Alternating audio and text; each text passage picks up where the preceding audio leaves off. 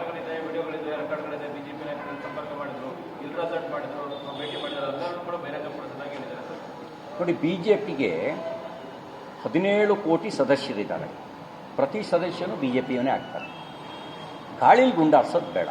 BJP ಯಾರು ಸಂಪರ್ಕ ಮಾಡಿದ್ರು, ಎಲ್ಲಿ ಸಂಪರ್ಕ ಮಾಡಿದ್ರು, ಯಾವಾಗ ಸಂಪರ್ಕ ಮಾಡಿದ್ರು, ದೂರು ಕೊಡಲಿ.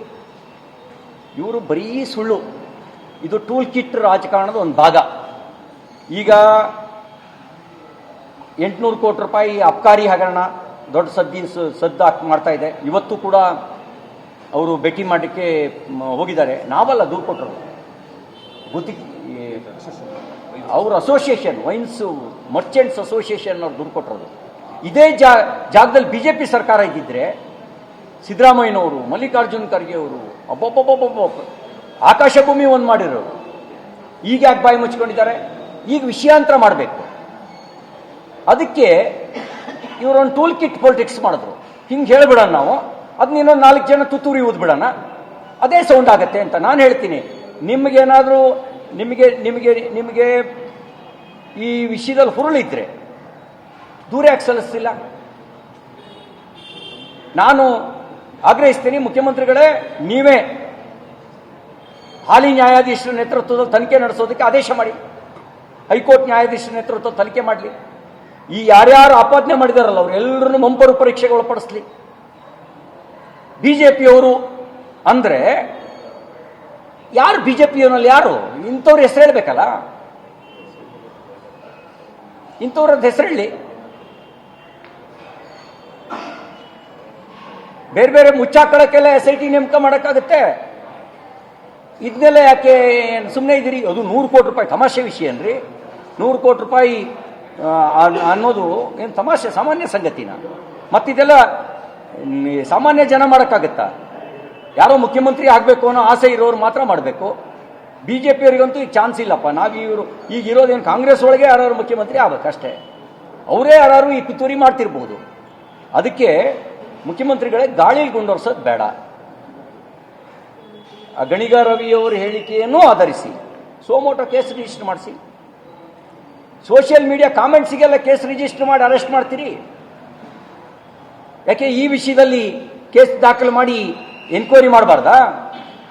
ಮಾಡಲಿ ಎನ್ಕ್ವೈರಿನ.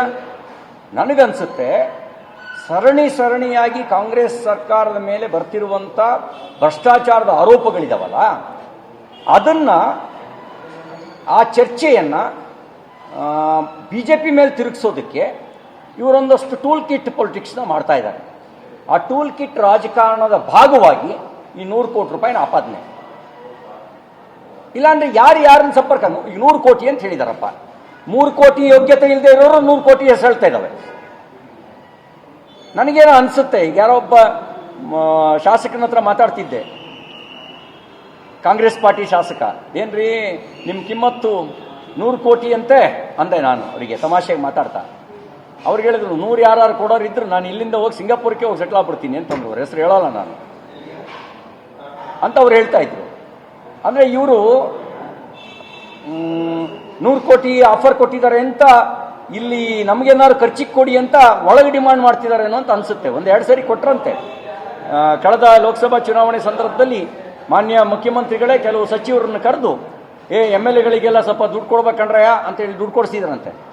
ಆ ದುಡ್ಡು ಕೊಡಿ ಅಂತ CM ಹೇಳಿದ್ದೇ ದೊಡ್ಡದಾಗ್ಬಿಡ್ತು. ಅವರೆಲ್ಲರೂ ಭ್ರಷ್ಟಾಚಾರಕ್ಕೆ ಲೈಸೆನ್ಸ್ ಕೊಟ್ಟಂಗೆ ಆಡ್ಬಿಟ್ರು. ಆ ಲೈಸೆನ್ಸ್ ಕೊಟ್ಟಂಗೆ ಆಡಿದ ಪರಿಣಾಮನೇ ಈ ಲಿಕ್ಕರ್ ಸ್ಕ್ಯಾಮು. ಆ ಲೈಸೆನ್ಸ್ ಕೊಟ್ಟಂಗೆ ಆಡಿದ್ರ ಪರಿಣಾಮನೇ ಮಾರ್ಚಿ ವಾಲ್ಮೀಕಿ ಅಭಿವೃದ್ಧಿ ನಿಗಮದ ಹಗರಣ. ಯಾಕೆಂದ್ರೆ ಇವರು ಅವ್ರನ್ನೆಲ್ಲ ಸ್ವಲ್ಪ MLA-ಗಳನ್ನು ನೋಡ್ಕೇಳಿ ಅಂತ ಹೇಳಿದ್ರು. ಇವ್ರು ನೋಡ್ಕೇಳೋದಕ್ಕೇನೆ ಇವರು ಮನೆಯಿಂದ ತಂದು ನೋಡ್ಕೋತಾರ, ಇಲ್ಲೇ ಲೂಟಿ ಹೊಡೆದ್ರು. ಅದಕ್ಕೆ ಅಲ್ಲೇನೋ ಅದು ಇದೆಲ್ಲ ಇರ್ಬೋದು. ಇದೆಲ್ಲ ಸಮಗ್ರವಾಗಿ ತನಿಖೆ ಆಗಬೇಕು. ಹಾಗಾಗಿ ನನಗನ್ಸುತ್ತೆ ಹಾಲಿ ನ್ಯಾಯಾಧೀಶರ ನೇತೃತ್ವದಲ್ಲಿ SIT ರಚನೆ ಮಾಡಲಿ.